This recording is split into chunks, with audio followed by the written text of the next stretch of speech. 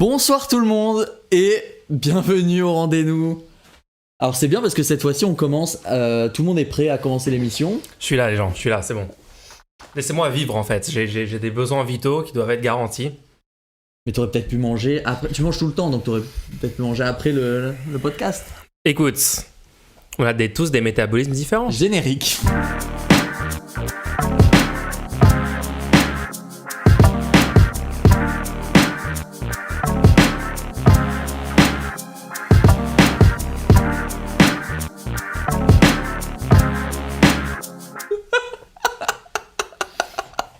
Mais la fin du générique, il respecte pas la fin du générique. J'ai coupé. Oh mon dieu. Il dit là c'est sécure, c'est le générique, je peux prendre un petit verre d'eau, boum. Je reprends. Cet homme veut mon mal en fait, à chaque fois. C'est fou. C'est parfait. Bon les gens, et cet épisode, pour une fois, on est là tous les deux au même endroit en physique. C'est trop bizarre de te voir genre en 3D. C'est fou hein. C'est quand même c'est violent. Hein. C'est... Tous les sens sont agressés. C'est une expérience particulière. En vrai, ça fait longtemps que j'ai pas vu un humain. Je vivais juste dans. Oula, self-report. Je vivais juste devant mon PC depuis 6 mois là. Non, mais en vrai, c'est cool. Pourquoi je suis là ?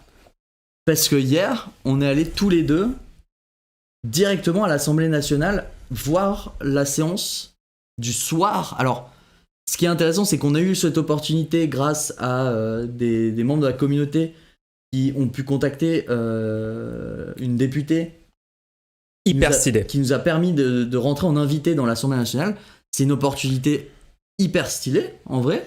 Ouais. Et surtout que ça s'est fait au moment peut-être le plus intéressant possible parce que c'est pas n'importe quelle séance en fait, c'était la dernière séance de la journée de niche parlementaire de LFI dans laquelle les macronistes ont en fait fait une obstruction parlementaire.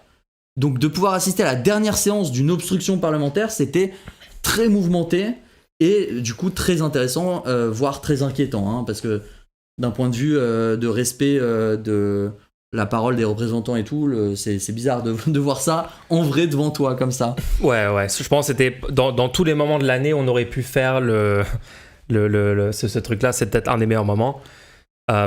C'est vraiment pas pareil que de le regarder sur LCP. Hein. Non, c'est pas du tout la même chose. Non, c'est pas la même expérience. Moi, j'ai essayé de le regarder sur LCP déjà genre un jour, j'ai mis la chaîne, j'ai dit bon, allez, je suis un citoyen, je vais regarder ce que disent les représentants. Je fais mon devoir. Et au bout de 10 minutes, t'es là en mode bon, ça va être ça toute la journée, je change.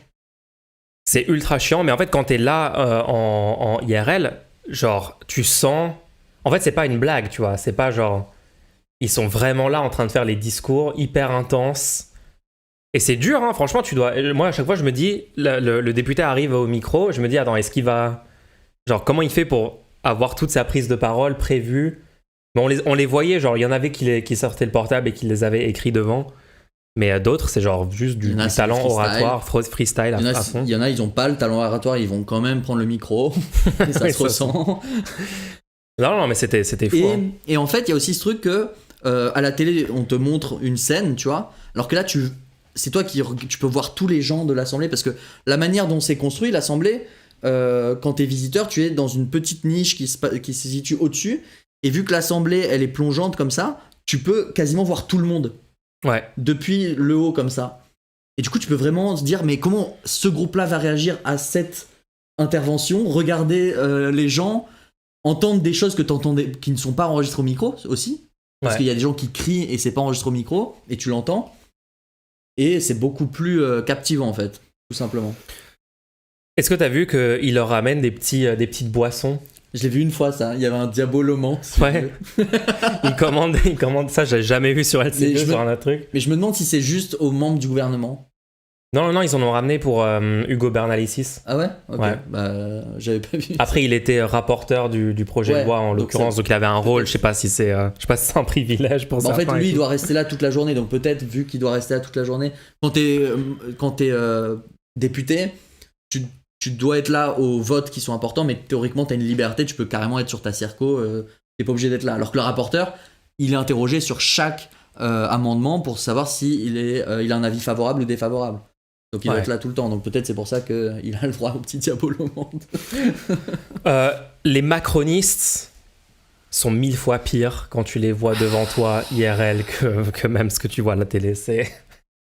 En fait, le truc, c'est que là, tu peux vraiment voir tous les petits rictus, les petits commentaires horribles que certains députés font et tout. Ça, c'est une expérience. Ouais, de voir des gens rigoler, c'est... T'as une personne en train de raconter genre la mort de son père parce que son père a eu jamais pu connaître son grand-père à cause du fait qu'il avait une pénibilité au travail, des choses comme ça. Pendant qu'on est en train de parler de la réforme des retraites qui enlève les critères de... Enfin bref. Et ouais, et genre t'as des ricanements, t'as des commentaires horribles, t'as des hurlements. Enfin bon, c'était un concept, hein. C'était un concept, mais aussi, est-ce que tu trouves pas qu'on était... on était quand même dans une vibe où on était très restreint parce que c'est quand même censé être l'assemblée des citoyens, tu vois. Et moi, j'aime bien le concept que les citoyens peuvent venir assister à des séances et qu'il y ait des invitations, des choses comme ça. Par contre, les gens, on était surveillés, genre on était hyper encadrés. Il y a des règles dans l'assemblée, genre tu n'as pas le droit de parler, tu n'as pas du tout le droit de parler, de prononcer un mot. Je suis partagé là-dessus. Hein. Et attends, le dernier truc, c'est... Tu peux faire aucun... genre, sur ton expression faciale, il peut apparaître aucun signe d'approbation ou de désapprobation. Tu peux pas... Et du coup, moi, je savais pas s'il y a un moment, j'entends des trucs horribles, et genre, tu sais, genre, automatiquement, mes sourcils, ils se froncent, tu vois. Je savais pas, est-ce que je vais me faire virer d'avoir froncé mes sourcils? Je suis partagé là-dessus parce que autant, d'un point de vue liberté individuelle, tu dis, bah, j'ai même pas le droit de rigoler quand j'entends une blague ou un truc comme ça. Autant...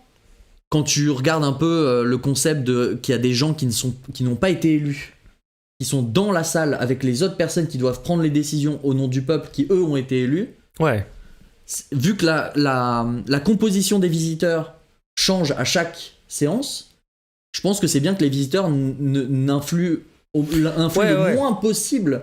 Je suis d'accord qu'il faut pas qu'il fasse de bruit, genre il faut pas que ça soit une distraction par rapport au déroulé du truc. Il faut pas qu'il y ait de signes distinctifs. Le fait de pas pointer du doigt des gens et tout, moi je suis d'accord avec ça, tu vois. Est-ce que par exemple ramener un drapeau, tu penses que... Peut-être que des chuchotements, tu pourrais laisser les gens chuchoter quand même. Ouais, c'est ça, enfin bon, il y avait des trucs. Si je chuchote, personne va l'entendre dans l'assemblée, tu vois, donc j'aimerais pouvoir dire à la personne qu'est-ce que t'en penses de ça ou des trucs comme ça, mais... Enfin bref. Ouais. Mais tu vois, je pense que c'est quand même... Il y a des raisons pour lesquelles... t'es contraint et si t'as pas envie de respecter les contraintes, bah tu peux sortir, tu vois. Ouais, non mais je suis d'accord, faut qu'il y ait des règles, mais bon bref, c'était une expérience, c'était très particulier quand quoi. Même, c'est bon quoi, j'ai envie de pouvoir ramener un petit sandwich. Ça va normalement c'est moi qui ça va gêner qui que je mange mon petit sandwich. Non mais ouais, non mais tout le long, enfin c'était un peu oppressif, mais bon ça c'est le ressenti personnel. Mais non, mais après, après la séance, on s'attendait un peu au blocage, mais c'est quand même extrêmement choquant. Ça a duré 2h30. 2h30 pendant lesquelles tu avais d'un côté tout le bloc, donc tout le nouveau Front Populaire qui demandait aux macronistes, regardez, il y a des gens qui souffrent, il y a 90% de la population qui voudrait que cette réforme soit abrogée et qui voudrait récupérer 2 ans de vie. Voulez pas juste retirer vos amendements, qu'on fasse le vote pour que la démocratie puisse décider en fait si oui ou non ce truc-là a lieu.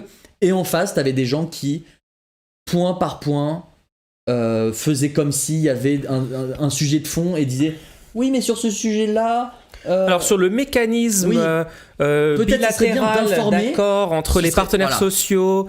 Et oui, alors sur le site justement de au lieu de l'informer dans la page accueil, vous voulez pas l'informer sur la page en savoir plus parce que voilà, là ce serait mieux. Et à chaque fois, ce qui était marrant, c'était que t'avais la ministre qui se levait et qui devait donner son avis et qui disait en fait, ce que vous proposez est déjà dans la loi. Donc je vais vous demander de le retirer ou je serai défavorable vu que vous proposez quelque chose qui est déjà dans la loi. Et ça me paraît trop vrai parce que du coup la réponse de la ministre là-dessus à chaque fois montrait que l'amendement était inutile et était un amendement d'obstruction. Oui, puisqu'à chaque fois ils disaient retirez-le parce que genre ils auraient pu au moins essayer de faire genre c'est des amendements qui pourraient être utiles ou enfin c'était de la folie. Donc au final on est resté jusqu'à la fin. Il y a eu des prises de parole impressionnantes. Moi j'ai bien aimé par exemple quand quelqu'un a pris la parole pour dire parce que souvent un argument qui est donné contre les retraites, c'est de dire il y avait 3 actifs pour un retraité avant et maintenant il n'y a que 1,7 actifs pour un retraité et donc regardez, pente glissante, lol, on ne pourra pas financer les retraites. Et ce qui s'est passé, c'est que, en fait, si tu veux vraiment répondre à ce sujet-là, en fait, il faut une longue discussion. À chaque fois, c'est ça les arguments de la droite. C'est regarde, tu peux pas me répondre en une phrase et les gens vont pas suivre ce que tu dis, donc j'ai gagné, tu vois. En fait, pour répondre à ça, il faut une longue discussion sur la répartition des richesses, l'augmentation de la productivité et le fait que si on rétablissait le cours des paiements, qu'on faisait correspondre la courbe d'augmentation de la productivité à la courbe d'augmentation des salaires, on se retrouvait avec un niveau de rémunération qui permettrait de financer largement les retraites, voire plus, tu vois. Mais tu peux pas juste l'expliquer comme ça. Et d'ailleurs, derrière, il faudrait du coup défendre ces projets de loi, et tu peux pas le faire en même temps dans le cadre d'une proposition de loi. Enfin bref, c'est toute une galère. Et par contre, une réponse intéressante à ce truc-là, que moi, j'avais pas cette petite astuce rhétorique, c'est quelqu'un qui a dit « Regardez le nombre d'agriculteurs qu'il y avait dans les années 40. » Il y avait 400 000 agriculteurs, je crois que c'est 400 000, je sais plus combien. Ouais, une grosse partie de la population. Millions, enfin, je sais pas. Ouais. Un énorme nombre d'agriculteurs, et les gens avaient faim. Aujourd'hui, on a beaucoup moins d'agriculteurs, et on exporte de la nourriture en France. Et ouais, on a un solde, ouais. Donc finalement, quelle est la différence ? Et par contre, est-ce que les agriculteurs sont payés beaucoup plus qu'avant ? Non. Et d'ailleurs, il a fait un petit clin d'œil, il a dit non, sinon ils seraient pas aujourd'hui en train de manifester leur mécontentement.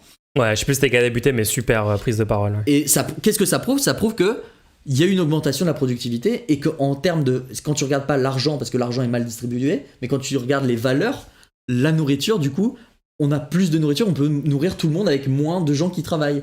Et on pourrait faire la même chose avec l'argent. On pourrait moins travailler et avoir plus de valeur pour tout, en fait. Parce qu'on est juste plus efficace. Et la déconnexion entre l'argent et la valeur, et le fait qu'on arrive à faire croire aux gens qu'on peut ne pas jamais parler de valeur et juste parler d'argent, ça m'énerve.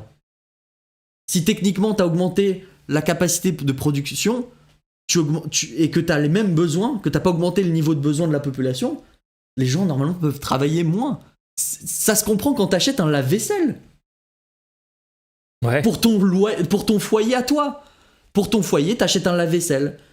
Qu'est-ce que tu vas faire ? Est-ce que du coup tu vas devoir laver plus de vaisselle et faire plus de cycles parce que du coup faut garder ton temps de travail le même, donc ouais, faudrait pas non plus arrêter de travailler, enfin là ça serait carrément le communisme, tu vois. Donc on va, si je passais 1 heure par jour avant à laver, je vais faire pareil. Bah non, ça n'a aucun sens. Y a pas une crise chez toi, tu te dis mais qu'est-ce que je vais faire de mon quotidien, parce que quand je lavais ma vaisselle, j'ai détruit des emplois. Oh là là, j'ai détruit des emplois.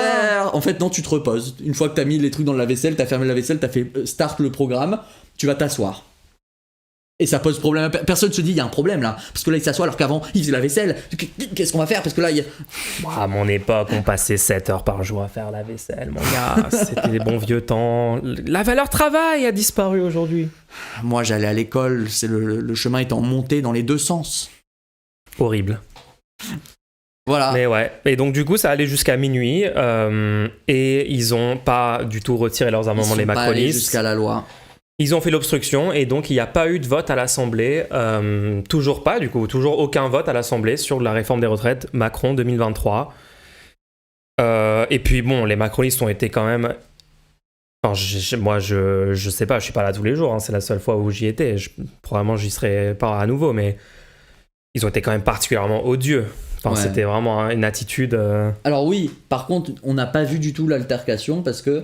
Oui, alors il y a une fameuse, altercation, violente, menace. Un député Modem a... Aurait quoi ? Bah pas aurait, on en sait rien en fait. Bah, il aurait menacé des gens. Ouais, en tout cas il s'est approché, l'air menaçant et pointant, enfin voilà, de façon agressive vers un député PS. Parce que vraiment les débats étaient houleux et échauffés et tout, mais du coup ce député Modem a pété un câble. Il a même dit après oui j'ai pété un câble, mais bon bref ça excuse pas, hein. Et du coup après il y a une prise de parole du député NFP Antoine Léaumont qui a dénoncé la violence dans l'hémicycle. Bah ouais. Et qui a dit j'aurais pu me prendre une baigne. Oui, c'était vrai. Mais du coup ouais, ça s'est fait juste après une suspension de séance de 5 minutes. Donc nous a fait sortir de l'hémicycle. Ouais, on n'a pas vu cette partie. Et je pense que c'est pour ça qu'on n'est pas revenu aussi vite que prévu dans l'hémicycle. Ouais, ça devait durer 5 minutes, ça a duré genre un quart d'heure. On est resté un quart d'heure, et du coup on n'a pas vu tout ça. Non, mais on a entendu des bruits quand même. On les a entendus gueuler, ouais. Mais maintenant que je m'en rappelle. Mais oui, c'était ça en fait. En fait, c'était ça, parce que c'est bizarre, parce qu'il crie vachement quand même. Ouais. La séance est suspendue, comment ça se fait? Bon, sur ce, le concept de l'émission, c'est aussi que vous pouvez vous poser des questions. Donc s'il y a des trucs qui vous intéressent sur comment ça s'est passé là-bas, par exemple, vous pouvez poser des questions, mais aussi sur n'importe quoi. Nous, ça nous intéresse aussi si par exemple il y a des propositions de loi et tout que nous on fait sur la garantie des besoins vitaux et tout. On aime bien parler de tout ça. Et n'hésitez pas à soutenir l'émission en faisant un don. Et avec votre don, vous pouvez poser une question, on y répond en fin d'émission. Donc, allez-y les gens. Donc pour changer de sujet un peu, ouais. Un truc un peu plus anecdotique. Dans l'assemblée, au vestiaire, on te demandait de ne pas prendre ton téléphone avec toi en séance. Oui.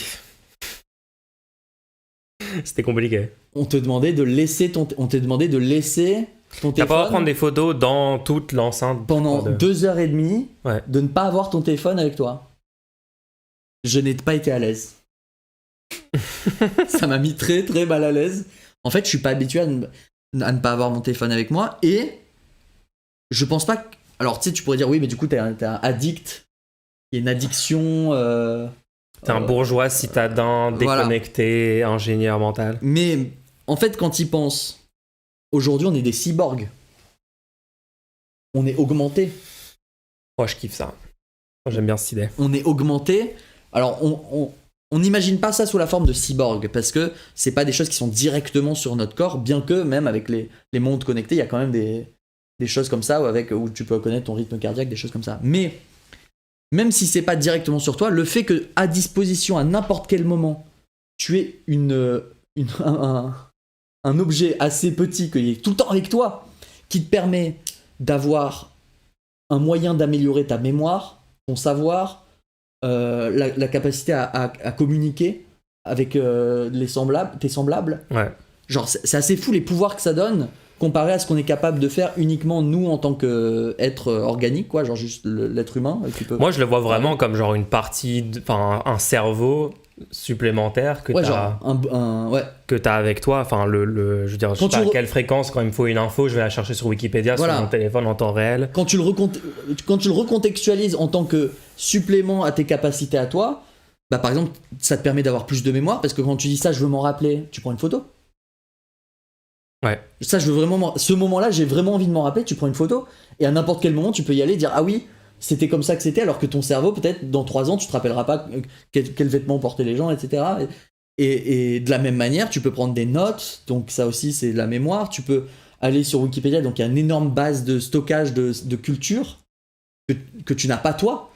Et toi, je suis sûr que tu étais dans les débats en train d'entendre les arguments des macronistes et en train de dire attends, c'est vrai ou pas ça, je veux aller vérifier. Je voulais checker les chiffres, je voulais savoir. La souffrance, les gens, comprenez la souffrance. Il disait un nom, je voulais savoir, mais lui il est dans quel groupe parlementaire, je ne pouvais pas. Alors que tout ce savoir-là, tu l'as en fait à disposition quand t'as ton porte avec toi. Tu peux dire ah oui, lui, machin, quel groupe? Ah, ce groupe-là et tout. Moi, ça m'a fait la même. Et du coup, il y a et on en parlait de ça parce qu'on était dans un petit groupe à l'Assemblée. Et peut-être que s'il écoute, il va se reconnaître. Mais on parlait de ça et il me dit, mais il y a quand même un grand mouvement de la déconnexion. Ouais.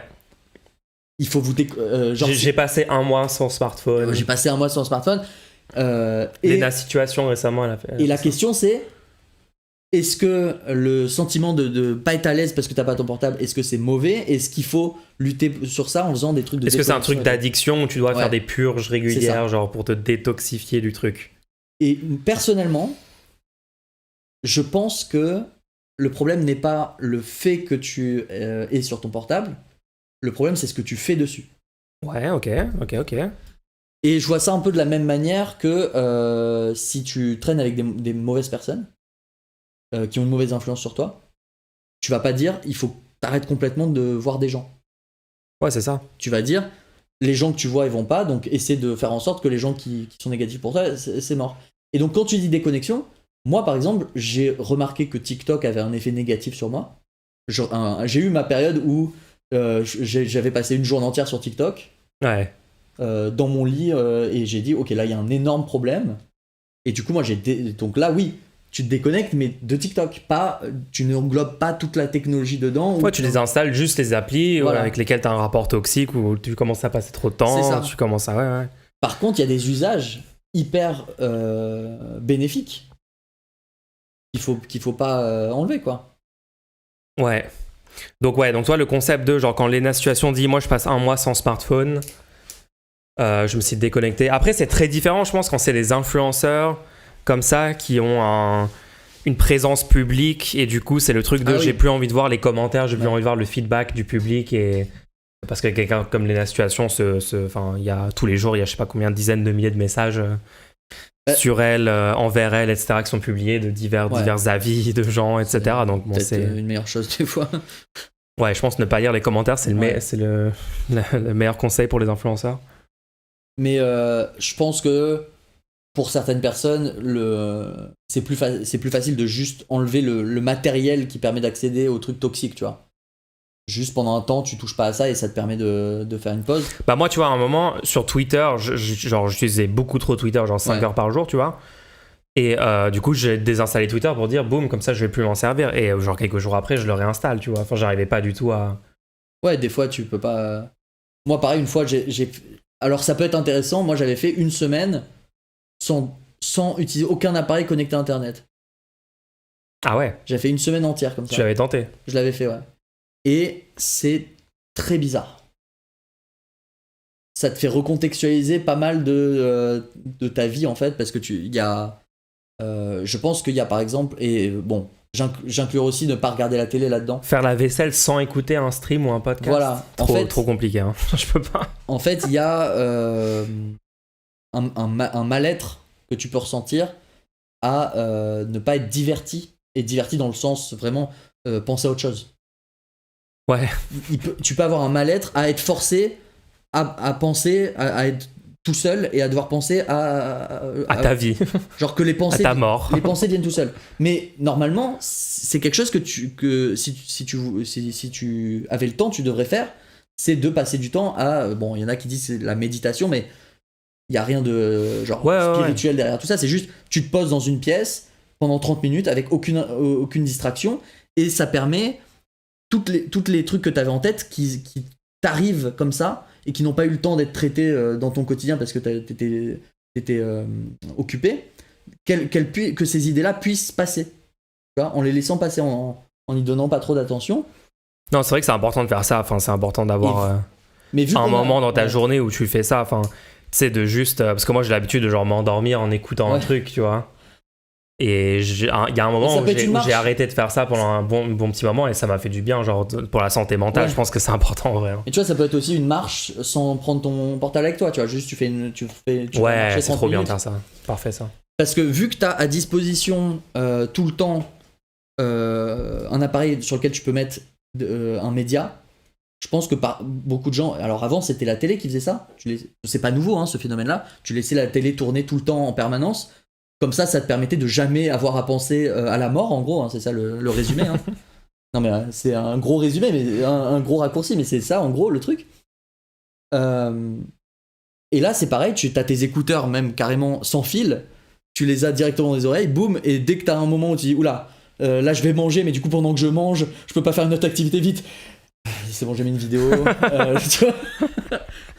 Et ça peut être toxique, donc... Des fois, ça peut être bien d'essayer de pas le faire, quoi. Et le pire, et c'est là que les choses se relient, c'est que dans le délire capitalistique de la société de surproductivité, des fois tu dis, mais si j'écoute pas du contenu, là maintenant, du coup je gâche mon temps. Ouais, c'est du temps que j'aurais pu employer. C'est du temps que j'aurais pu utiliser pour apprendre quelque chose ou avoir une information que ce temps-là, sinon je le gâche à ne pas écouter un contenu, tu vois, genre. Et ça, c'est dangereux de penser comme ça. Après, est-ce que parce que moi, j'ai vraiment le type de contenu où je me dis, ouais, non, là, j'ai aucune excuse, tu vois. Ça m'apporte rien à ma vie. Parce que t'as des vidéos YouTube, genre, tu sais, des trucs de tech. Moi, je regarde des trucs sur les news IA, les actus politiques bien sûr et tout, et je me le justifie parce que je me dis bon voilà, tout ça c'est techniquement c'est pas complètement improductif parce qu'il y a des infos qui peuvent être utiles, blablabla. Par contre les shorts, genre YouTube Shorts, TikTok, l'équivalent sur Insta et tout, là je suis désolé mais il y a pas de bonne raison, je dis pas qu'il y a pas de bon contenu, hein. Bien sûr il y a des trucs super utiles, il y a des trucs ultra basés sur TikTok et tout, il y a très peu de chances que le contenu soit informatif, puisque tu as très peu de temps pour le proposer. Et c'est vraiment le genre de truc, c'est que quand genre je me sens mal ou j'ai littéralement envie de genre éteindre mon cerveau et faire autre chose, que là je vais sur les shorts et je peux juste griller 1 heure, et là je pense que ce truc là il y a pas, ça c'est vraiment le truc c'est légitime de l'enlever, l'application là. Une bonne alternative, parce que tu dis moi des fois j'aime bien parce que ça peut des fois t'as pas envie de penser, t'as juste envie de... Une bonne alternative pour ça je trouve, c'est des compilations. Donc tu vas sur YouTube et au lieu de te prendre une appli de short, etc., tu te mets une compilation, par exemple Epic Fails, où tu vois des gens se viander, tu vois. C'est juste une petite vidéo. Ça existe encore ça ou pas? Ouais. Moi souvent on le met et tu sais c'est un peu. Mais est-ce qu'il y a des nouvelles compilations? Ouais. Parce que j'ai vraiment l'impression que c'était la méta d'il y a genre 10 ans. Non, il y a une chaîne, par exemple, il y a une chaîne qui s'appelle Fail. Est-ce que les humains font toujours des Epic Fails? Ouais. C'est ça la question. Il y a une chaîne qui s'appelle Fail Army. Et ah ouais, elle est énorme celle-là. Ouais. Régulièrement, il sort une vidéo où c'est une compilation de 20 minutes de gens qui se fiandent par terre et tu peux te faire un petit fou rire, tu vois. Et la vidéo se termine à un moment. Ouais. Non, mais le concept de oui, c'est timeboxé, c'est pas genre infini scroll et tu peux passer 2 heures. La vidéo se termine. D'ailleurs, les gens, allez tout de suite sur YouTube, désactiver le autoplay. Télécharger minimal. Désactiver l'autoplay sur YouTube directement. Et aussi désactiver l'enregistrement de votre historique de navigation sur YouTube. Du coup, ça vous enlève par défaut les suggestions de la page d'accueil. Voilà, c'est les 2 petits... Et ça vous bloque dans Short. Tu passes 3 shorts et après ils disent vous n'avez pas activé votre historique de navigation. Ah ouais? Oui. C'est parfait, mec. Attends, ils veulent pas te fournir plus que 3 shorts? Ils savent pas quoi te fournir, puisque tu n'as pas donné ton historique de navigation. Donc ils savent pas de quoi te donner. J'étais même pas au courant, ça, c'est fou. Je vous propose vraiment de faire ça. Allez sur YouTube, enlevez votre historique de navigation et enlevez l'autoplay, et et ne remettez jamais ces 2 options. Et déjà, ça va bien vous aider à pas dégénérer. Est-ce qu'il y a des études qui montrent que les TikTok, les shorts et tout, ça a un impact sur ton temps d'attention, entre guillemets? Parce que ça, c'est vraiment le sujet, tout le monde parle de ça. Mais je sais pas à quel point il y a de la rigueur scientifique derrière ce concept. Bon, on fera des recherches. Posez-nous une question pour le rendez-vous la semaine prochaine, on fera des recherches là-dessus. Et pour rester sur le concept de portable, je me suis acheté un nouveau portable. Il est stylé en vrai. Hein. Et j'ai passé une semaine, peut-être pas une semaine, peut-être 3-4 jours, ok, à le configurer. Pour enlever tous les trucs Google, etc. là? Ouais. Parce que tu pourrais juste prendre le portable et le lancer et dire oui à tout ce qu'ils te disent, tu vois. Tu dis oui, parce que t'arrives sur le portable et ils te demandent beaucoup de choses. Ils te demandent est-ce que vous voulez donner vos informations à Google, parce que là moi j'étais un Samsung, est-ce que vous voulez donner vos informations à Samsung? Et en fait, à chaque fois, il faut décocher un par un les trucs. Donc déjà de base, si tu fais le setup initial, il y a de fortes chances que tu dises oui à tout. Et que ça y est, t'as donné toutes tes informations. Il y a de la pub qui s'affiche sur ton portable pour te proposer des applis. Mais franchement, on est d'accord, le Samsung avec Android et tout, c'est pire qu'Apple sur ce plan-là, non? Mais moi, je sais pas, parce que... En tout cas, si t'es juste l'utilisateur moyen et tu coches tout par défaut. Là, je suis d'accord avec toi. L'utilisateur lambda qui va faire le moins d'efforts possible pour setup son portable, sur Apple, ce sera beaucoup moins gênant. L'utilisateur qui veut que son portable il soit comme il le souhaite, et que par exemple il veut bloquer par exemple le compte. Moi par exemple sur Samsung t'as besoin d'un compte. Donc j'ai fait un compte pour pouvoir faire les mises à jour, et ensuite je me suis déconnecté de ce compte et j'ai désactivé la gestion du compte Samsung sur le portable. C'est désactivé, l'application ne tourne même pas. Sur Apple t'as besoin d'un Apple ID et t'es obligé d'avoir l'Apple ID pour toujours. Oui, tu dois être signed in, non? Ouais. C'est pas faux. Ton appareil ne peut pas... Et pour l'autre truc, c'est aussi pour les applis. T'as F-Droid, alors que sur iOS, il n'y a pas de... Tu peux, alors là c'est un autre sujet, c'est-à-dire que sur Android, tu peux mettre des applications en utilisant des sources qui ne soient pas Google. Alors je vous conseille vraiment pas de le faire, en règle générale, parce qu'il y a de fortes chances que ce soit des virus que vous mettez sur votre appareil. Mais dans un cas particulier, Tu te retrouves à miner du bitcoin Ouais. pour une ferme chinoise. n'allez pas chercher des points APK et les installer sans savoir d'où ils viennent, hein. Ça c'est très dangereux. Par contre, dans un cas particulier, moi je fais confiance. C'est dans le cas d'un store, d'un magasin entre guillemets d'applications alternatives qui s'appelle F-Droid, qui est une association basée au Royaume-Uni, qui propose uniquement des applications open source, libre et open source. Alors qu'est-ce que ça veut dire ? Ça veut dire que tout le code source est disponible, donc il est lisible, n'importe qui peut aller voir comment le code source est rédigé, et c'est eux qui compilent le code source, ça veut dire qu'ils prennent le code source et qu'ils le transforment en application. Donc c'est eux qui prennent la responsabilité que l'application qu'ils vous proposent, qui va tourner sur votre téléphone, correspond vraiment au code que vous pouvez lire et qui est accessible en ligne. Et donc ça permet, si vous faites confiance à F-Droid, hein, parce que il faut quand même faire confiance à ça, Ouais. mais aujourd'hui... Tu dois forcément faire confiance à voilà. quelqu'un, enfin, à moins de Mais tout recoder toi-même mais ou c'est pas un lire truc- tout le truc et le recompiler. pour le moment, il n'y a rien qui permet de dire que c'est un truc sketchy F-Droid. Voilà. Ouais, Donc, c'est ça. Voilà. Et ben en fait, ça te permet d'avoir ces applications-là qui n'ont pas besoin de répondre aux exigences du store Google. Donc, par exemple, il y a des applications qui permettent d'utiliser YouTube sans passer par l'API de YouTube. Donc, qui te permettent d'avoir des options que YouTube ne propose pas, qui ne peuvent pas être mis en vente sur le Play Store, puisque c'est contre les intérêts de Google et qui refusent de le mettre sur leur store, mais qui sont disponibles sur F-Droid. Et ça, sur iOS, il n'y a pas ce truc. Non. T'as pas la capacité de faire ça. Apple a le Alors, sur contrôle iOS, total de ce qui est dessus. c'est même pire sur iOS, parce que tu n'as même pas la capacité de proposer un moteur de rendu web qui ne soit pas celui fait par Apple. Ah, le truc Safari. Tu peux proposer des navigateurs Internet, Ouais. mais les navigateurs Internet eux-mêmes n'ont pas le droit de créer leur propre moteur de rendu web. Donc ils ont pas Chromium sur iOS. Non. C'est le truc, comment ça s'appelle le truc d'Apple? Safari, WebKit, je crois. Ouais, WebKit, ouais. Pourquoi D'accord. ça pose problème ? Parce que moi, sur mon téléphone, j'utilise Firefox, Ouais. et du coup, je peux installer des extensions de navigateur. Alors que toi, tu ne peux pas installer des extensions de navigateur. Ah ouais, c'est vrai, t'as raison. Voilà.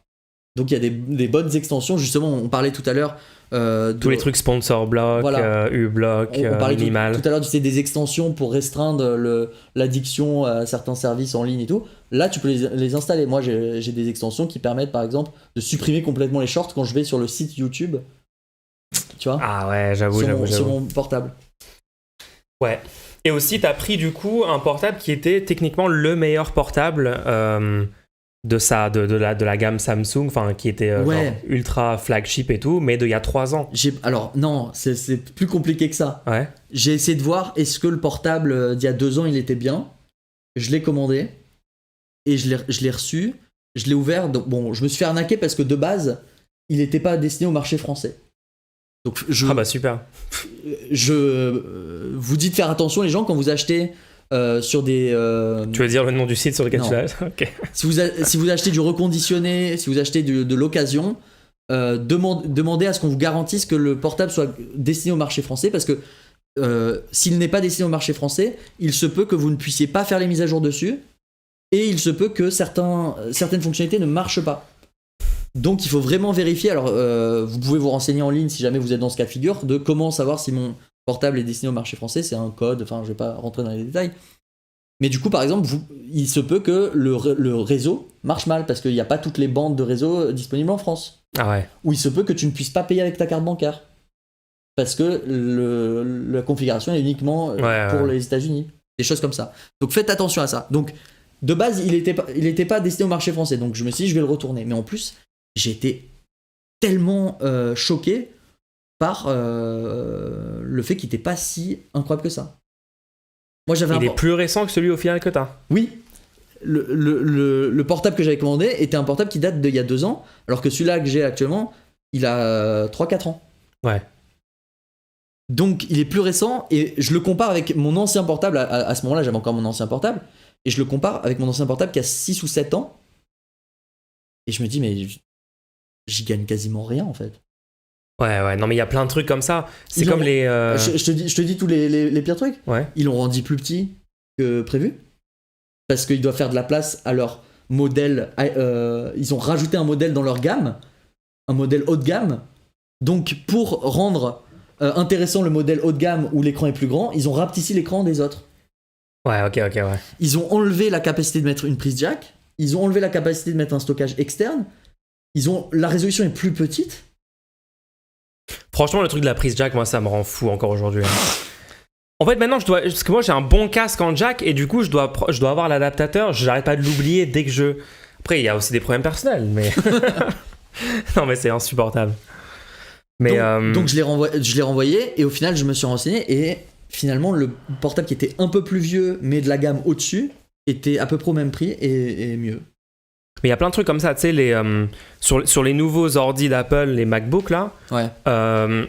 Il faut vraiment faire attention parce qu'il y a des gens qui se disent « Ah, je vais prendre les modèles plus récents, tu sais, avec le processeur genre un M3 ou un M4 qui vient de sortir, là. » Alors que il y a des versions du M1, je crois, si plus ça s'appelle le M1 Ultra ou Max ou je sais pas quoi, mais en fait qui ont des meilleures spécifications.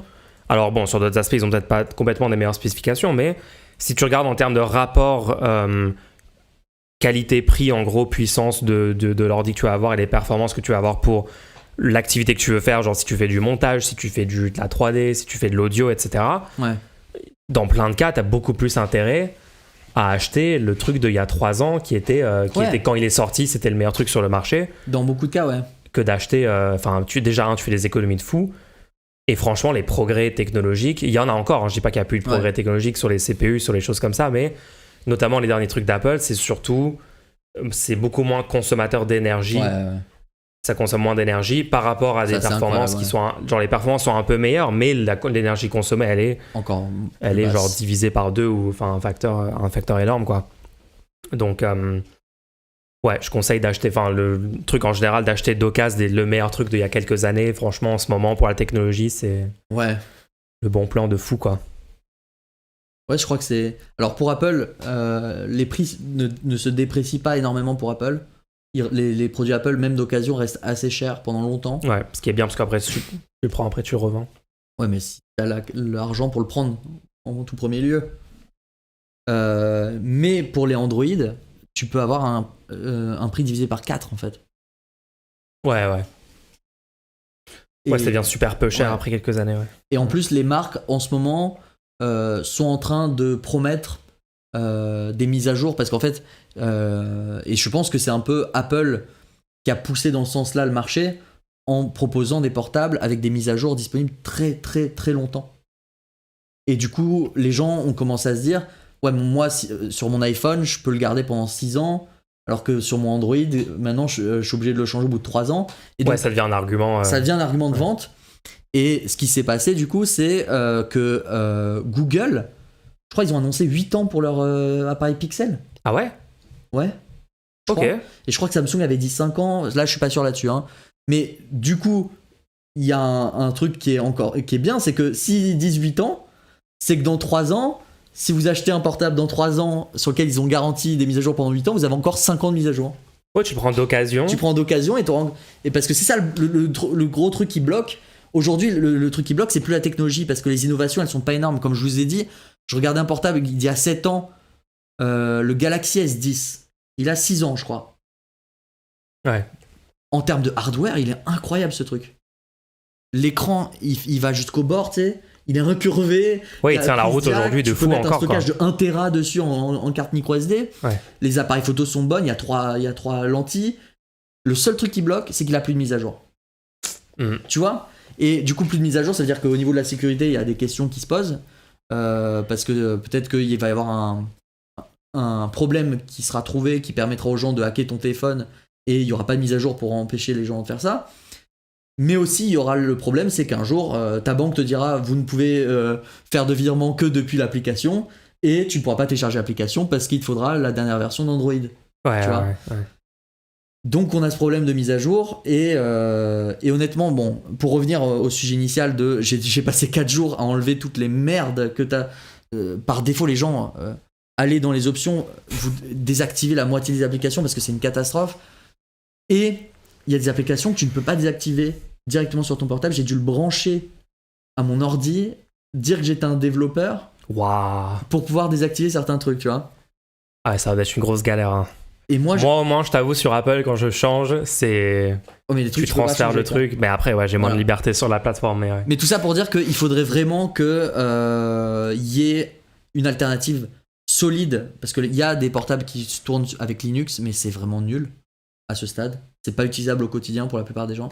Et c'est dommage qu'il n'y ait pas une alternative comme ça parce que ils prennent trop la confiance, Apple et Google. Ils ont un quasi-monopole de marché sur... à chaque fois qu'on leur dit oui mais regardez, vous avez un magasin d'applications sur votre portable, il n'y a pas de concurrence et vous obligez les gens à vous donner 30% sur chacune de vos ventes d'applications, leur réponse, tu sais c'est quoi à chaque fois? C'est quoi? Mais bien sûr que si, il y a une concurrence. Si vous n'aimez pas Android, vous pouvez acheter un iPhone. Donc ouais, ils se renvoient tous les deux mutuellement. Non, j'utilise actuellement ce téléphone. Vous avez donc un monopole sur ce oui, c'est hardware. Ça. Ouais, c'est ça. Non, ils disent non, nous on vend des portables et il y a ce service sur le portable. Et si vous n'aimez pas l'ensemble du service, allez juste prendre un iPhone. Et t'arrives chez iPhone, tu dis bah attends, mais l'Apple Store, lui aussi il a un monopole. Pas de souci. Si vous avez un problème avec ce monopole, allez sur l'autre monopole. Si vous avez un problème, c'est comme quand il y avait des monopoles régionaux pour les opérateurs téléphoniques et Internet et tout. Et ils disaient genre ah mais non mais il y a plein de concurrents, vous pouvez déménager, vous pouvez aller à Lyon, voilà, vous êtes à Reims, allez à Lyon, il y a un oui bien sûr. Ouais. Bon, on va passer au segment questions-réponses. Ouais, let's go. Bien ouais. Bah ouais, les gens, cette semaine, on a des questions, c'est trop bien. Donc on rappelle, vous pouvez soutenir ce podcast hebdomadaire, si ça vous plaît, et en même temps poser une petite question, on y répond. Vous pouvez juste soutenir le podcast aussi, si vous n'avez pas de questions, c'est possible aussi sur Ko-fi. Soutenez-nous les gens. Ok, alors, première question. Salut, Mulch semble bien connaître la théorie musicale. Vite fait. A-t-il déjà été élitiste sur le sujet? À base de ton avis sur cette musique ne compte pas car tu ne sais même pas ce qu'est une septième majeure. Ah, est-ce que moi j'ai déjà fait ça? Est-ce que je suis coupable d'avoir fait ça à des gens dans ma vie? Honnêtement, non. Honnêtement, en fait, le truc, c'est que c'est vrai, moi j'ai fait genre, je sais pas, 10 ans de conservatoire et tout. J'ai les trucs de conservatoire et tout. Et même, j'ai appris plus sur la théorie musicale juste en regardant la vidéo YouTube qu'en faisant tout ça. Donc techniquement, je vais pouvoir genre littéralement te dire, ça c'est un accord 9e mineur, je peux te faire toute la théorie. Sauf qu'en vrai, dans ma vie quotidienne, la musique que j'écoute, genre là j'écoute l'album de Kendrick Lamar. Alors il y a des trucs vachement stylés, il y a des harmonies à certains moments qui sont stylées et tout, mais genre mes chansons préférées, genre si je devais l'analyser sur le plan solfège, harmonique et tout, ouais, t'as des accords mineurs. Mais en fait, c'est la musique que j'adore et que je kiffe. Et vraiment, le truc, quand moi j'écoute de la musique et je kiffe de la musique, mon but, c'est de moins penser, de penser le moins possible. Après, au côté genre théorie et tout, c'est de sentir le... Je vais être en désaccord avec toi là. Non, tu vas pas parce que tu me l'as fait ça. Non, vraiment? Tu m'as fait exactement ça. De dire tu connais pas cet accord et donc d'être élitiste sur le sujet musical. Ah oui, ok, non mais tu l'élargis, j'ai pas fait le truc de parler de la septième majeure. Ok, non mais les gens, je lui ai dit... Tu m'as dit que... Je redis ce que j'ai dit. Non. Il va déformer. Il va dire déformer. Moi j'ai dit... Quelqu'un qui écoute... Il vient de dire... Je l'ai dit. Il vient de le dire.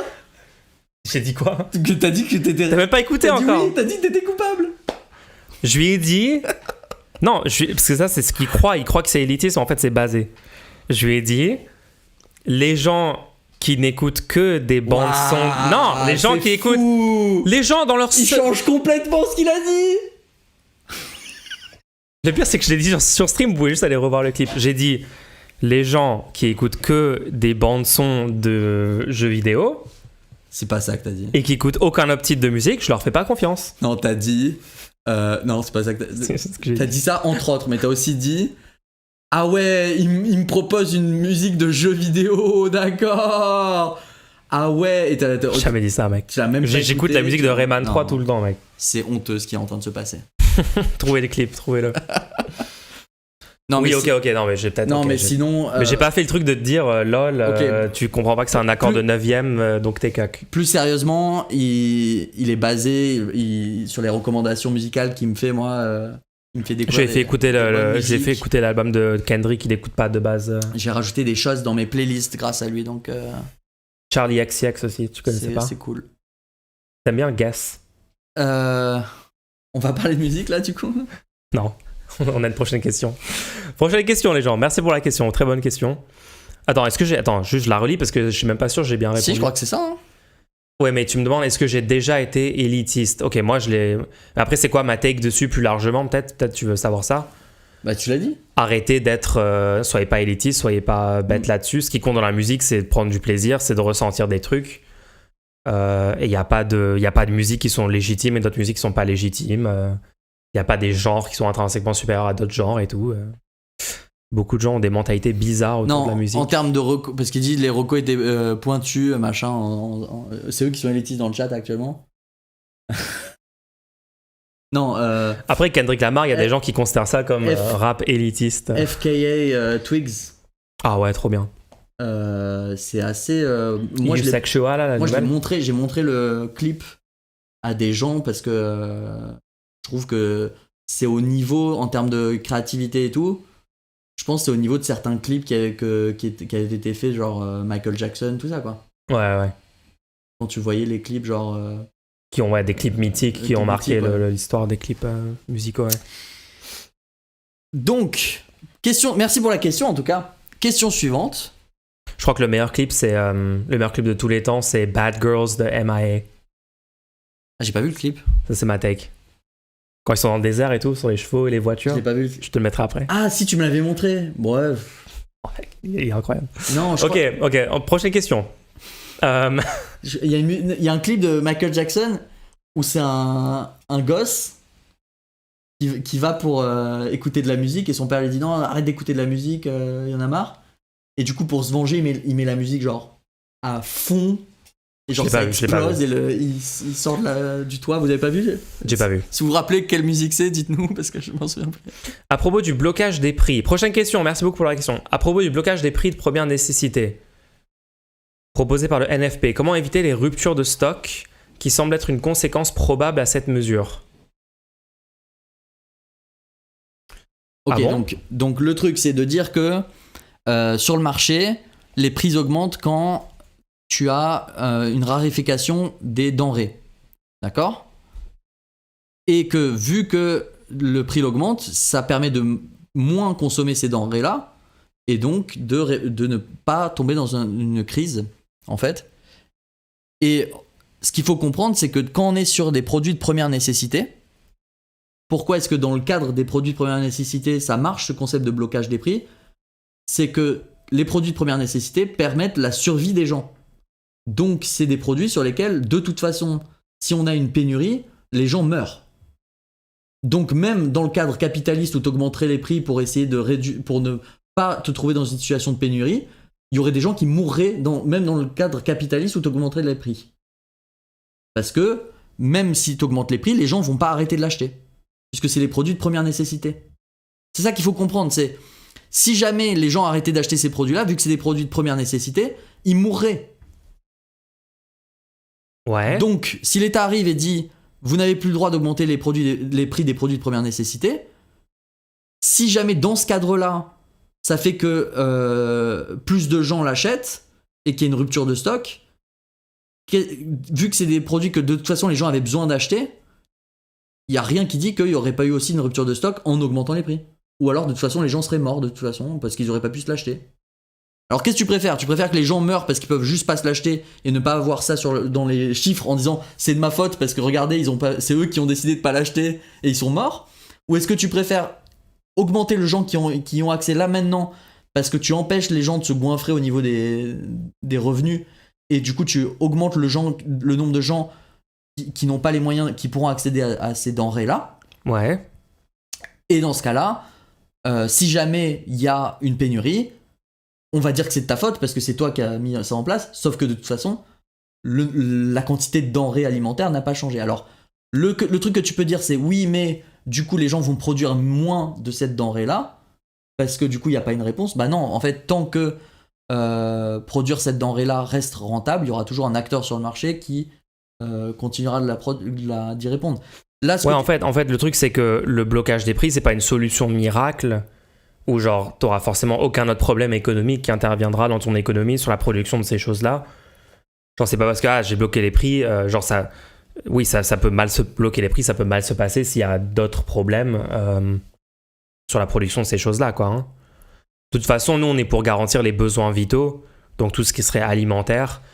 Comme solution, là, tout de suite et tout, ça a l'air de fonctionner le blocage des prix, parce que c'est ce qui est fait, par exemple, dans certains territoires et départements d'outre-mer français.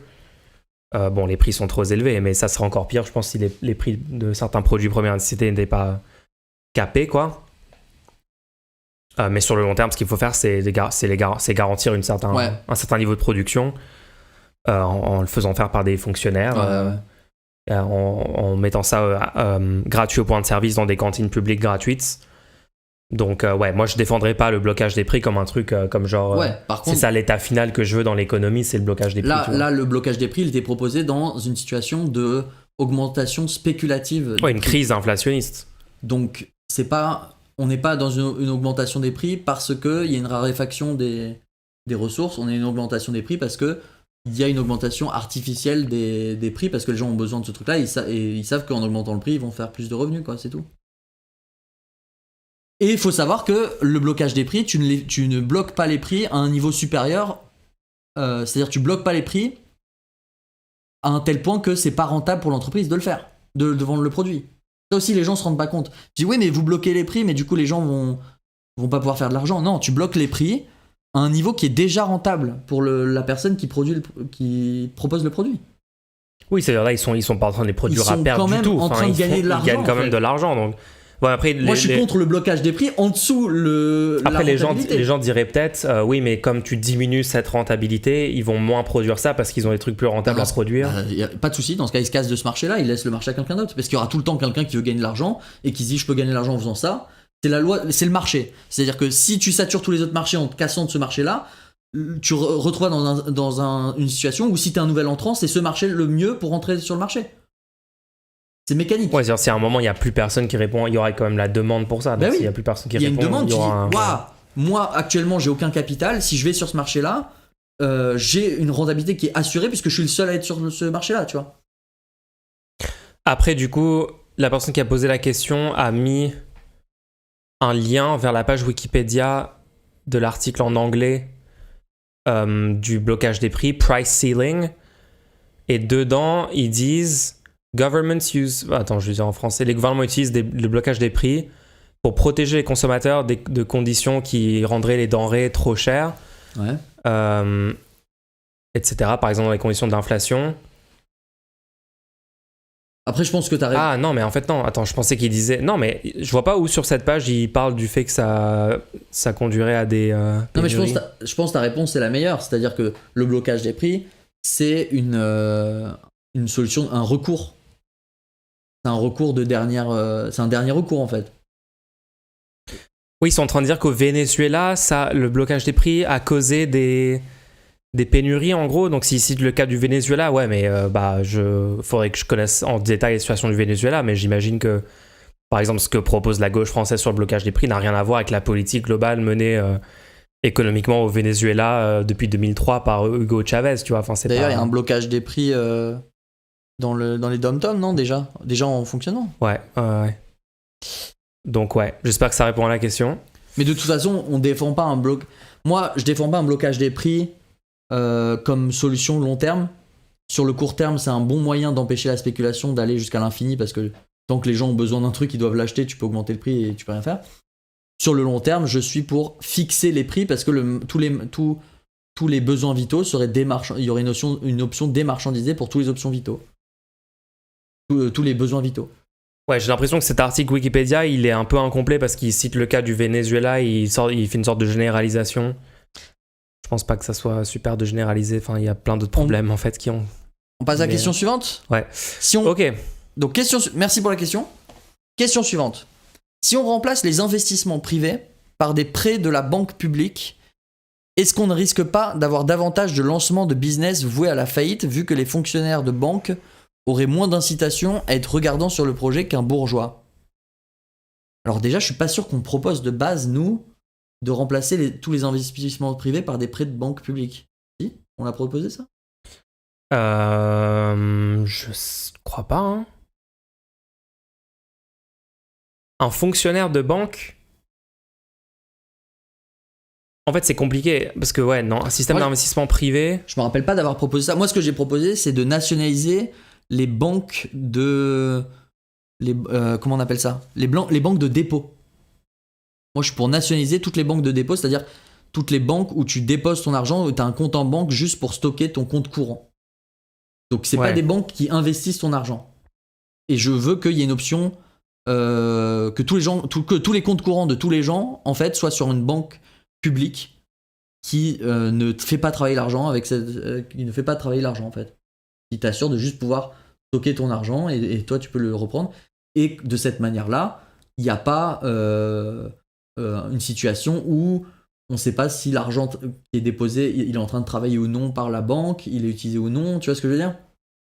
Ouais. Voilà, mais je pense pas avoir proposé de remplacer les investissements privés par des prêts de banque publique. Tous les investissements privés. Ouais, par exemple, moi je suis pour, par exemple, qu'il y ait des coopératives, des entreprises coopératives dans l'économie, et que ces entreprises puissent faire des prêts à des banques privées, Qui puissent faire genre des crowdfunding, qui puissent faire je pense, des financements auprès de... Là, ouais. Bon, après, c'est un débat sur le truc. Est-ce que... Ouais, c'est un débat compliqué. Qu'est-ce que t'en penses, par contre? Donc, imagine d'autres personnes qui défendraient... Ok, imaginons que c'est ça la proposition. Ouais, genre, il n'y a plus d'investissement par des banques privées. Mais on rappelle que les banques privées, du coup, ça serait des gens qui confient leur argent à la banque et la banque qui déciderait genre d'octroyer des prêts à des entreprises ou à des... Donc là, c'est que le public qui propose de prêter ou pas de l'argent. Donc on se retrouve dans un système proche du système proposé par Frio. Ouais, ou du coup, il faut passer devant des un représentants jury, qui dit si oui ou non. Ouais, parce que quand tu dis c'est des fonctionnaires, en gros, la décision... Quels seraient les critères, du coup, pour dire si oui ou non tu peux ouvrir ton business, en gros? Enfin, j'en sais absolument rien. Il faudrait qu'il y ait des directives, en fait. En fait, c'est compliqué cette question parce que moi, je suis le principe, j'ai toujours été d'accord avec le principe on devrait décider d'investissement public démocratiquement. Mais après, c'est des services publics, tu vois. C'est pas vraiment des business. Tu pourrais appeler ça des business, mais c'est pas un business au sens sur le marché pour le profit des gens qui y travaillent exclusivement et tout. Donc, flécher des investissements par des choix démocratiques, c'est bien et c'est nécessaire, il faut continuer de le faire. Après, sur la dernière partie de la question... Mais là, il semble dire que... Est-ce que ça va pas financer des choses qui sont vouées à la faillite? Après, je sais pas, par exemple, le public a financé toute la création des autoroutes en France parce que c'était un besoin pour l'infrastructure du pays, enfin voilà. Ouais, je voulais dire justement sur la deuxième partie de la question, quand il dit est-ce que parce que le fonctionnaire de banque aurait moins d'incitation à être regardant sur le projet qu'un bourgeois, en fait, ça dépend de la manière dont tu réglementes ton institution. Parce que si le fonctionnaire de banque, tous les projets qu'il accepte, c'est dans son dossier et il a des KPI, il a des objectifs. Et des critères pour juger, genre, parce que tu dois présenter un business plan, tu dois présenter un plan de... Et ben, tu peux, par exemple, faire un truc très simple, c'est que il ne peut pas s'occuper de demandes d'un certain montant. C'est-à-dire que lui, il gère les demandes de 1000 €, tu vois, et quand tu vois qu'il est que les trucs qu'il a acceptés qui sont rentables, et vu que ce serait une banque publique, il y aurait peut-être d'autres critères que l'argent, c'est-à-dire que peut-être tu peux suivre d'autres critères, par exemple, est-ce que les gens, le niveau de bonheur des gens dans l'entreprise qui a été créée grâce à ce que tu as fait, tu vois, tu pourrais mettre d'autres critères, parce que le but, c'est plus de faire de l'argent. Et ben, à partir de ces critères-là, la personne pourrait augmenter le level dans la boîte et accéder à de proposer des prêts à des boîtes de plus en plus grosses, tu vois. C'est-à-dire que maintenant, ça y est, il s'occupe de prêts de 10 000, 20 000 euros, 30 000 euros, et du coup, son salaire, vu qu'il a la responsabilité en lien à ça, son salaire augmenterait avec ce truc-là, tu vois. Et donc, c'est à toi de décider comment tu incites les gens à travailler, en fait. Et surtout, attends, juste un truc, dans la question, la formulation, c'est... sous-entendu dans le système actuel, c'est un bourgeois, entre guillemets, qui ferait le choix pour essayer de maximiser sa rentabilité. Les gens dans les banques privées, c'est comme des fonctionnaires, hein. C'est juste des gens qui sont assis devant leur bureau et qui seraient virés, pareil, et qui ont ils ont exactement ce que tu viens de dire, ils ont un règlement, genre voici les critères pour octroyer un prêt, et c'est pour ça que quand vous allez en fait un rendez-vous à la banque pour ce genre de truc, on vous pose plein de questions, tu dois donner plein de documents et tout, donc tous ces trucs, en fait, ce que tu viens de dire, ça existe exactement dans le système actuel, mais c'est privé dans un but lucratif pour les actionnaires de la boîte, mais bon, bref. Donc en fait, c'est pareil, ça serait pas, il y a un employeur, là l'employeur dans le truc, dans la banque publique, ça serait l'État, et l'État fixe aussi un règlement pour octroyer les prêts, et après tout ça peut être établi, mais en vrai, il n'y a pas vraiment, dans ce truc-là, genre est-ce que la personne qui va prendre la décision de donner un prêt pour investir, est-ce que cette personne-là a plus ou moins intérêt? Je vois pas vraiment la différence à cette échelle-là, genre du travailleur lui-même qui prend la décision de ce prêt, quoi. Après, ça serait une partie des décisions d'investissement public, parce qu'après, tu as l'Assemblée nationale qui va décider aussi de plein de choses. Mais ouais, personnellement, je suis pas pour complètement enlever les... Par contre, je suis pour changer la manière dont les subventions sont accordées actuellement. Moi, quand tu disais, je suis pour que ce soit démocratiquement géré, c'est fou que on ait des jurys pour mettre pour savoir si quelqu'un est coupable ou quoi. On a des jurys, tu vois. Ouais. Par contre, pour faire des subventions publiques de plusieurs centaines de milliers d'euros, là, c'est des gens, tu sais pas qui les choisit, tu sais pas pourquoi on les a choisis. Genre le CNC. Non, plein d'autres subventions. Et il y a des chèques qui sortent qui n'ont aucune nécessité de retour dessus. Par exemple, un jour ils se disent on veut commémorer, je sais pas, l'histoire des grottes de Lascaux, je sais pas quoi. Genre, tu sais pas qui a l'initiative du projet, pourquoi, et boum, il y a un chèque de 100 000 euros qui tombe, qui sera donné que à une entreprise entre 50 et 100 employés qui va faire un projet à Lyon, dans la banlieue, machin, et tu sais pas d'où viennent ces critères, tu sais pas pourquoi. Et là, tu découvres qu'en fait, c'est le cousin du gars. Non, j'ai aucune accusation de cooptation. Non, mais enfin, le nombre de conflits d'intérêts, des choses comme ça qui actuellement, c'est les une projets catastrophe. qui sont proposés à chaque fois. Et des fois, le truc que je retrouve, c'est par exemple, il faut que tu sois issu d'une certaine école, et du coup, tu dis, ouais, mais du coup, tu vas complètement fausser les chiffres de l'école de la capacité à donner un emploi. C'est-à-dire qu'après, tu vas dire, regardez, cette école, elle donne des emplois. J'avais vu ça dans le jeu vidéo. À un moment, ils avaient dit, pour bénéficier de cette aide, vous devez avoir fait l'école. Ouais. Mais du coup, après, tu vas pouvoir dire, regardez, l'école, elle donne des emplois, alors que les emplois, c'est littéralement des emplois qui ont été créés de zéro en les subventionnant. Ouais, c'est le serpent qui se mord la queue. C'est bien de subventionner des emplois, mais si tu les subventionnes uniquement parce que la personne est passée par cette école, après, t'as aucun moyen de prouver que ton école est fonctionnelle. Et après, c'est mensonger, parce qu'après, la subvention disparaît peut-être, tu vois. Bon, bref. Voilà, c'était pour cette question. Merci beaucoup pour la question. Bonne question, en tout cas, bonne question. Alors, dernière petite question. Enfin, dernière a priori, parce que vous pouvez encore poser des questions. Hein. Jusqu'à la fin. Jusqu'à la fin, et même après. Vous pouvez forcer. Nous, on garde cette question-là qu'on écoute, ont été posées depuis l'épisode précédent. Donc nous, on récupère toutes les questions qui sont posées entre les deux épisodes, et on y répond à l'épisode suivant. Pensez-vous que ça serait techniquement possible de créer un LLM capable de détecter tous les raisonnements fallacieux d'un texte? Si oui, est-ce que ça serait souhaitable? Alors, déjà, si oui, c'est souhaitable, moi je dis. Alors, LLM, c'est Large Language Model, un modèle de langage large. Donc, pour comprendre ce que c'est la technologie utilisée actuellement dans les intelligences artificielles dont on entend parler, ChatGPT, etc., qui permet de faire de la prédiction de texte et en donnant un texte introductif de se faire passer pour une intelligence artificielle. Voilà, et c'est aujourd'hui ce qu'on voit qu'on appelle intelligence artificielle. Donc la question c'est, est-ce qu'on peut créer un modèle qui serait capable de détecter tous les raisonnements fallacieux d'un texte? Est-ce que ce serait souhaitable?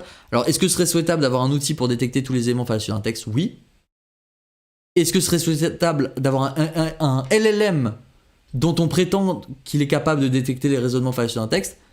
C'est à discuter. Et si les gens ne sont pas conscients que l'outil est faillible, parce qu'il sera toujours faillible en fait, moi je dis ça peut peut-être même désinformer en faisant croire aux gens qu'un texte par exemple est rempli d'éléments fallacieux alors que c'est faux. Alors du coup moi j'explique quand même, j'ai fait des recherches là-dessus. Ouais. Parce que moi j'ai créé le jeu Fallacy Quiz. Ah bon? Qui va bientôt sortir. Putain, mais pourquoi t'en as pas déjà parlé sur ce podcast? Je viens d'avoir un mail. Ouais? Ah ouais? Où ils me disent il y a un truc que t'as pas traduit donc pour le moment on peut pas le. Non. Faut que je. Ouais. Donc, ok, on regardera ça après. Ouais. J'ai pas traduit bonus de score, il y a encore marqué score bonus en français, du coup il peut pas le publier. Attends, il y a écrit bonus de score Non, il y et a la marqué version score anglaise. bonus. Et du coup, ils m'ont dit c'est pas traduit. C'est pas français, ils t'ont dit? Ouais. Bah si, c'est français. Non, ils m'ont dit non. Gabe Newell, là, qu'est-ce qu'il fait? Bon, bref. Donc, j'ai regardé, est-ce qu'il y a des outils qui permettent de détecter les raisonnements fallacieux? Ouais. Parce que ce serait intéressant pour, par exemple, prendre plein de textes et voir si on peut... Toi, tu commences à avoir une base de données sur laquelle tu pourrais entraîner. Hein. Non, Parce que t'as des phrases où il y a 200 écrit. phrases Bah attends, sur c'est un 50 début. éléments, genre, c'est-à-dire qu'il y a que 4 éléments par... Bref. On verra. En fait, déjà, il faut comprendre que c'est quelque chose je pense, qui n'est pas solvable. Je pense que le problème de détecter les éléments fallacieux d'un texte n'est pas quelque chose que tu peux résoudre programmatiquement et qui n'est pas quelque chose qui est binaire, si tu veux. Tu peux pas dire est-ce que tu peux pas clairement dire s'il y a des éléments fallacieux dans un texte. En fait, le problème, c'est que là, il y a une frontière entre le truc c'est un sophisme et le truc c'est pas un sophisme qui est flou parce que tu vas pouvoir trouver des phrases. Elle est floue. Ou en fonction de comment tu interprètes tel mot. Exactement. Les mots ont plusieurs définitions, ils sont polysémiques. Moi, les gens, j'ai failli devenir C'est compliqué, fou. hein. C'est en vrai le truc des sophismes. J'ai failli Il y a devenir des trucs, c'est clair, c'est 100% sûr, ça c'est un sophisme. Et il y en a d'autres, c'est sûr qu'il n'y a pas de sophisme. Et il y en a où. En fait, j'ai failli devenir fou en faisant le jeu parce que je me suis rendu compte que tu peux toujours creuser assez pour tomber sur un moment où tu as une interprétation que la phrase est complètement remplie de sophismes et d'éléments fallacieux. Et pourquoi ça fait ça? Alors déjà, il y a deux types de sophismes. Il y a les raisonnements fallacieux implicites et les raisonnements fallacieux explicites. Je crois que ça se dit comme ça. Non, formel et informel. Ouais, formel et informel. Je crois que c'est formel et informel. Les raisonnements fallacieux formels, là, je pense que sur les raisonnements fallacieux formels, tu pourrais avoir des moyens de les détecter plutôt Ça serait plus simple, on va dire. Je pense tu peux faire des choses assez précises sur les raisonnements formels parce que c'est des raisonnements où la logique même est invalide dans la phrase elle-même. C'est-à-dire la phrase contient une erreur de raisonnement. Elle est paradoxale dans la manière dont elle est construite. Donc, T'as un exemple, par exemple? Un exemple, c'est par exemple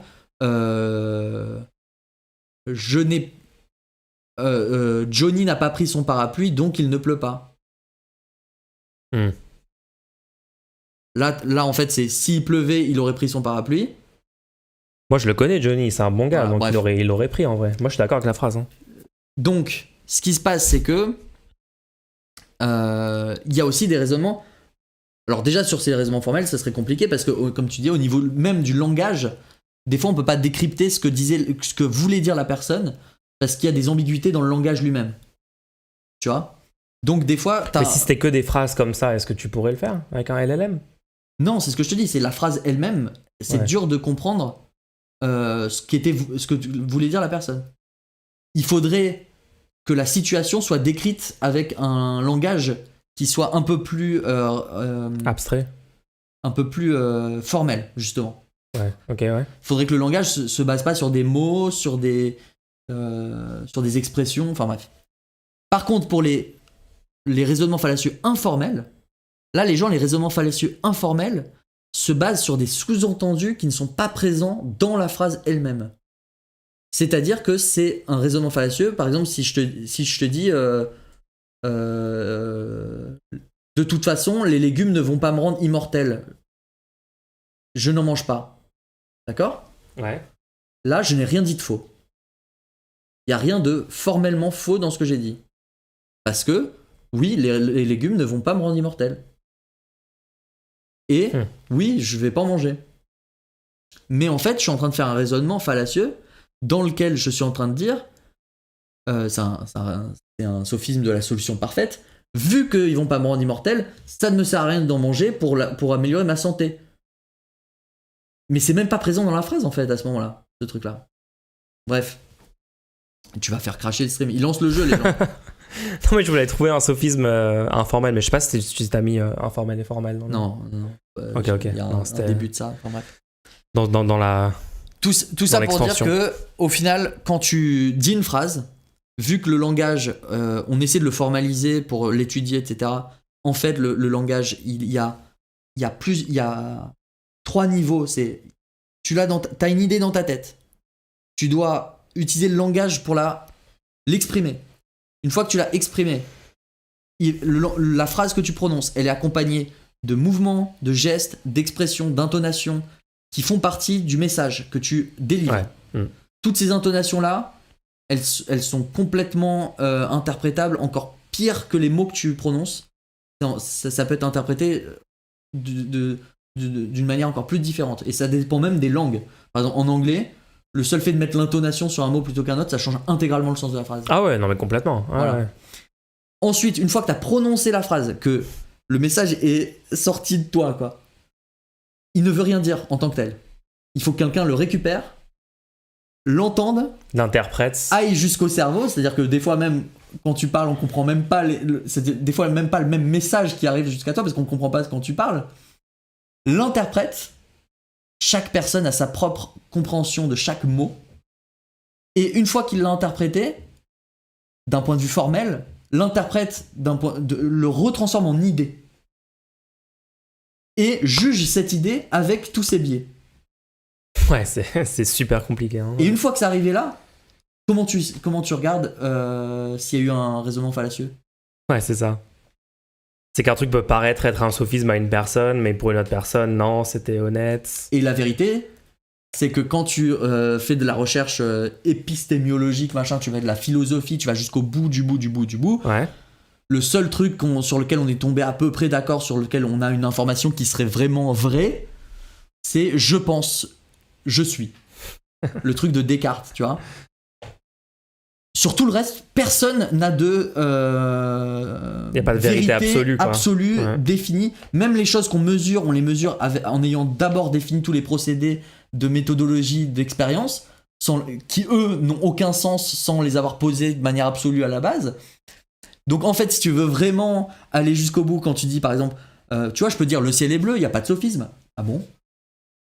Mais il y a une tautologie dans ton truc. Tu dis le ciel est bleu, c'est un... bleu, ça veut dire quoi ? Bleu, c'est la couleur qu'on a définie comme étant celle du ciel. Tu peux pas le définir, c'est une expérience. C'est une expérience que tu as vécue, donc tu peux pas me le définir. Donc j'ai aucun moyen de savoir que quand tu dis le ciel est bleu, tu parles le même bleu que moi je vois. Donc je sais pas si tu es en train d'exprimer quelque chose qui est différent que moi quand je dis le ciel est bleu. Peut-être que quand moi je dis le ciel est bleu, on parle pas du même bleu. Donc peut-être toi t'as tort, parce que pour moi le ciel n'est pas bleu. Parce que toi t'entends bleu en ouais, s'il est bleu. turquoise par exemple. Voilà. Le ciel, pareil, c'est nous qui avons défini que le ciel ce serait un truc qu'on voit là. Et le verbe être, t'es en train de dire qu'il est d'une certaine couleur. Enfin, tu vois, tu peux tout remettre en question. Ouais, tu peux aller très très loin. En fait, il n'y a rien qui est vrai. Et on vit dans un état d'incertitude complet. Et la seule manière de s'en sortir, c'est de créer des thresholds, c'est-à-dire des seuils. Alors, en science, la manière dont ils ont pour faire ça, c'est de considérer que s'il y a un consensus autour d'un sujet, on va partir du principe qu'il est vrai et on se base là-dessus pour la suite. Et c'est un truc qui marche assez bien. Bon, dans le capitalisme, c'est un peu dévoyé ce concept-là parce que du coup, tu peux créer des consensus juste en sortant 20 millions de recherches sur un sujet. En payant des faux chercheurs. Non, des vrais chercheurs, mais en les payant jusqu'à ce que tu ne publies pas les études qui vont pas dans ton sens. Et juste sur le degré d'erreur que tu peux commettre. Enfin bref, c'est toute une histoire. Ouais, ok. Donc, du coup, réponse, est-ce que tu pourrais faire un LLM qui détecte les sophismes de façon garantie ? Je pense que la meilleure manière de faire un LLM comme ça, c'est de pas dire que ça détecte les sophismes, mais de par exemple, colorer le texte avec une certaine... Tu vois, plus il y a une probabilité de détection d'un sophisme dans une phrase, plus il colore en rouge, par exemple. Et de dire que c'est que des... un peu comme en fait, il faudrait que ça marche comme un correcteur orthographique, où il te dit... Là, je pense qu'il y a une erreur parce que ça me semble bizarre que ça s'écrive comme ça, mais c'est à toi de regarder s'il y a vraiment une erreur. Ouais. Tu connais ces correcteurs orthographiques qui font ça. Ouais. Où ils te disent ah bon. C'est genre ça met en jaune au lieu de mettre en rouge. Ça ne le corrige pas automatiquement, ça le met en jaune. Ouais. Tu passes la souris au-dessus et ça te dit là il y a peut-être une erreur. Donc moi je pense que le mieux c'est d'entraîner des trucs, de dire ça c'est un sophisme, ça c'est pas un sophisme, et peut-être que tu aurais un outil qui te permettrait uniquement de détecter qu'il y aurait une suspicion de sophisme. Par contre, il faut absolument se battre pour que ce genre d'outil ne soit jamais utilisé pour automatiser un processus de censure ou un processus de pour dire qu'une personne a tort sur un sujet, etc. Est-ce qu'il sera utilisé dans le processus de permis pour les journalistes Non. qui font des sophismes? Non. Du coup, là, il y aura peut-être première étape ça, et après des humains qui vérifient. Ouais, ce sera non, moi je pense le mieux c'est une accusation, c'est-à-dire un peu comme quand tu vois. Oui, il faut que quelqu'un le saisisse, quoi. Ouais. Tu le saisis, tu dis là. Oui, il y aura rien d'automatique, genre tous les propos sont dans une IA, c'est de la folie ça. Voilà, c'est ma réponse sur le sujet. Ok, non, mais bonne question en vrai, hein. Puis BPT. Merci en tout cas lui énormément pour toutes ces questions. Ouais. On va clore le rendez-nous et on va se dire rendez-nous la semaine prochaine. Rendez-nous la semaine prochaine, les gens. À plus. Ciao. Partagez l'émission.